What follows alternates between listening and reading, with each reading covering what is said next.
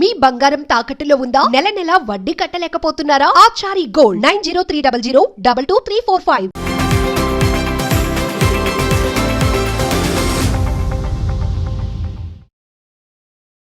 నమస్తే, welcome to our channel. నేను మీ Dilip. BJP Goshamahal MLA Raja Singh ఒక ఇంట్రెస్టింగ్ అప్డేట్ అయితే ఇచ్చారు. ప్రెసెంట్ ఈయన ఇప్పుడు ఏదైతే వార్త ఏదైతే చెప్పారో నెట్ ఇంట్లో హల్చల్ చేస్తుంది. అసలు ఆయన ఏం మాట్లాడారు ఏంటో ఈ వీడియోలో తెలుసుకుందాం.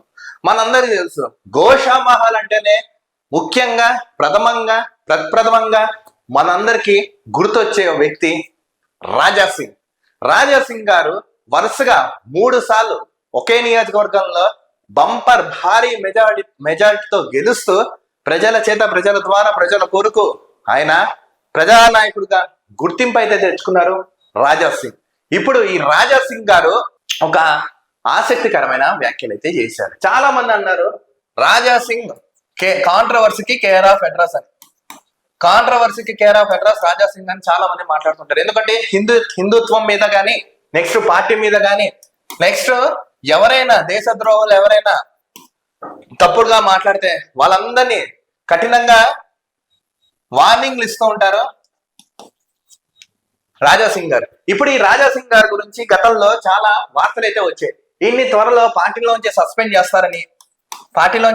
చేస్తారని, నెక్స్ట్ ఈయన బీజేపీ నుంచి అవుట్ అయిపోతాడని, నెక్స్ట్ ఈయన ఇండిపెండెంట్ గా పోటీ చేస్తాడని చాలా వార్తలు వచ్చాయి. గతంలో వార్తలు వస్తా కూడా మనం చదివి చెప్పాం, మనం కూడా అనాలిసిస్ చెప్పాం. కానీ వీటన్నిటికీ నా చెక్ పెడుతూ క్లారిటీ అయితే ఇచ్చేశారు. నేను బీజేపీతోనే ఉంటా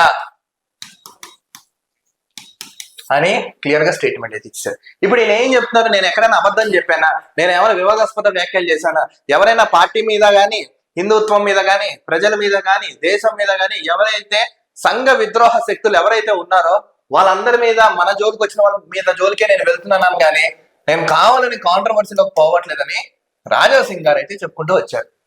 కానీ ఇప్పుడు ఇలాంటి క్రమంలో నా మొదటి పార్టీ బాగా గుర్తుపెట్టుకోండి, రాజా సింగ్ గారు మొదట టీడీపీలో ఉన్నారు. సో నా ఫస్ట్ పార్టీ టీడీపీ, నా లాస్ట్ పార్టీ బీజేపీ అని క్లారిటీ ఇచ్చేశారు రాజా సింగ్ గారు. అవును, టీడీపీ నుంచి వచ్చారు, తర్వాత బీజేపీలోకి వెళ్ళారు. బీజేపీలో వరుసగా 3 సార్లు సేమ్ నియోజకవర్గంలో గెలుచుకుంటూ వచ్చారంటే ఈయనకి ఎంత ఫాలోయింగ్ ఉందో మీరు అర్థం చేసుకోండి. మొన్న మనం కూడా ఒక వీడియో చూసుకున్నాం. బక్రీద్ వస్తున్న సందర్భంగా ఆయన ఓల్డ్ సిటీలో వితౌట్ సెక్యూరిటీ వెళ్ళి అక్కడ గోవధ ఏవైతే జరగడానికి సిద్ధంగా ఉన్నాయో అక్కడ ఆయన కొన్ని వీడియోలు, ట్వీట్లు కూడా చేయడం జరిగింది. ఆ వార్తలు కూడా మనం చూసాం. ఇప్పుడు ఇలాంటి క్రమంలో రాజా సింగ్ ని పార్టీలోంచి సస్పెండ్ చేస్తారు, పార్టీలోంచి బాయ్కాట్ చేస్తారు, ఈయన పార్టీని విడిచి వెళ్ళిపోతారని ఏవైతే ఊహాగానాలు వచ్చారో వాటన్నిటికీ పులి స్టాప్ చెక్ పెడుతూ రాజా సింగ్ అయితే ఒక అప్డేట్ అయితే ఇవ్వడం జరిగింది. ఏంటంటే టీడీపీ బీజేపీ పార్టీ అని. అంటే నేను ఫస్ట్ టీడీపీలో ఉన్నా, నా చివరి పార్టీ బీజేపీ. సో నేను ఇప్పుడు ఈ బీజేపీలో కూడా ఎందుకున్నానంటే మోడీ గారిని చూశాను, కేంద్ర మంత్రి Amit Shah and UP CM Yogi, వీళ్ళు ముగ్గురే నా ఇన్స్పిరేషన్. సో నేను వీళ్ళు ముగ్గురు ఆదర్శంగా తీసుకుని నేను పార్టీలో ఉంటూ పార్టీలో కొనసాగుతానని మొత్తం మీద స్టేట్మెంట్ అయితే ఇచ్చారు రాజా సింగ్ గారు. సో ఇప్పుడు ఇచ్చిన స్టేట్మెంట్ వల్ల ఇక్కడతో ఈ సమస్య సాల్వ్ అయితే జరిగింది. ఏదేమైనా తెలంగాణ రాష్ట్రంలో బీజేపీకి అయితే వచ్చే ఎలక్షన్ లో బీజేపీకి మంచి స్కోప్ ఉంటున్నట్టే చెప్పాలి. ఎందుకంటే ఆల్మోస్ట్ జిహెచ్ఎంసీ ఎన్నికల్లో మనం చూసుకున్నాం. జిహెచ్ఎంసీ ఎన్నికల్లో 44 సీట్లు బీజేపీ గెలుచుకుంది. సో అప్పుడు రాష్ట్ర అధ్యక్షుడిగా బండి సంజయ్ గారు ఉన్నారు. తర్వాత ఇతర కారణాల వల్ల కిషన్ రెడ్డి గారిని పెట్టారు. తర్వాత అసెంబ్లీ ఎన్నికల్లో బీజేపీకి కొంచెం ఘోర పరాజయం తప్పింది. కానీ మొన్న ఏవైతే 2024 లోక్సభ ఎన్నికల్లో కూడా ఆల్మోస్ట్ బీజేపీ 8 ఎంపీ సీట్లు అయితే ఇక్కడ గెలుచుకుంది. సో ఇక్కడ కరెక్ట్ లీడర్షిప్ లేరు. ఎవరైతే పార్టీలో ఉంటూ పార్టీ విద్రోహ శక్తులు ఎవరైతే ఉన్నారో వాళ్ళందరూ వెళ్ళిపోతానే బీజేపీ పార్టీ ఇక్కడ బలోపేతం అవుతుందని రాజా సింగ్ గారు గతంలో చేసిన మాటలు కూడా మనం విన్నాం. కానీ క్యాడర్ మటుకు కరెక్ట్ గా ఉంటే ఇక్కడ గవర్నమెంట్ ఈజీగా ఫామ్ చేయొచ్చు అని చాలా వార్తలు అయితే వినపడుతున్నాయి. కానీ మనం చూసుకోండి, జిహెచ్ఎంసీ ఏరియాల వరకు మనం చూసుకుంటే, ఈ జిహెచ్ఎంసీ ప్రిమిసెస్ వరకు చూసుకుంటే బీజేపీ వరకు క్యాడర్ బాగానే ఉంది. కానీ గోయింగ్ టు విలేజెస్ కి వెళ్తే అక్కడ గ్రౌండ్ లెవెల్ కొంచెం లోగా అయితే ఉంది. సో కింద స్థాయి నుంచి మీరు బలోపేతం చేసుకుంటూ వస్తే ఇక్కడ మనకి సెటరైట్ అవుతుందని బీజేపీలో కొంతమంది కార్యకర్తలతో అభిప్రాయాలు పడుతున్నారు. ఏది ఏమైనా ఆల్రెడీ ఇక్కడ బీఆర్ఎస్ పార్టీకి అయితే అధికారం ఇచ్చారు, 2 సార్లు నెగ్గింది.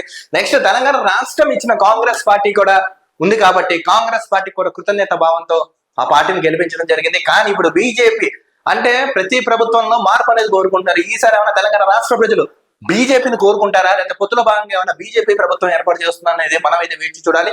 ఏది ఏమైనా రాజాసింగ్, బండి సంజయ్, ధర్మపురి అరవింద్, కొంచెం స్ట్రాంగ్ లీడర్స్, రఘునందన్ రావు గారు స్ట్రాంగ్ లీడర్స్ బీజేపీలో ఉండడంతో బీజేపీకి అయితే ఫర్దర్ గా స్కోప్ ఉండే ఛాన్స్ ఉందని ఈయన వర్గాల సైడ్ ప్రజలు కూడా అభిప్రాయపడుతున్నారు. ఏది ఏమైనా రాజాసింగ్ గారు ఇప్పుడు ఏవైతే చేసిన స్టేట్మెంట్స్, కామెంట్స్ ఉన్నాయో నెట్టింట్లో హల్చల్ అయితే జరుగుతున్నాయి. సో పార్టీ అధిష్టానం కూడా చెప్పేది ఏంటంటే కొంచెం మీ పార్టీలో ఏం జరుగుతుందో వాళ్ళందరినీ ఒకసారి గుర్తించి చర్చించి ఒక ప్రణాళిక సిద్ధం చేసుకోండి. సో నెక్స్ట్ ఎలక్షన్ కి ఏంటంటే మీకు ఇక్కడ గవర్నమెంట్ ఫామ్ అయ్యే ఛాన్స్ ఉంటుందని ప్రజలైతే చెప్తున్నారు. లేని పక్షంలో వదిలేస్తున్నాయి. తెలంగాణ రాష్ట్రంలో బీజేపీ సర్కార్ ఏర్పడడం కష్టమని రాష్ట్ర ప్రజలు కూడా తెలుపుతున్నారు. సో ఆడియన్స్ అండ్ గైస్, ఇప్పుడు రాజాసింగ్ తీసుకున్న నిర్ణయం ఏంటి, సరైనదా కాదా, ఆయన చెప్పిన స్టేట్మెంట్ సమంజసమే? మీ విలువైన అమూల్యమైన అభిప్రాయాన్ని కామెంట్స్ రూపంలో తెలిపండి. Maximum video like, share, comment చేసి మీ వాట్సాప్ గ్రూప్ లో షేర్ చేయడం మాత్రం మర్చిపోకండి.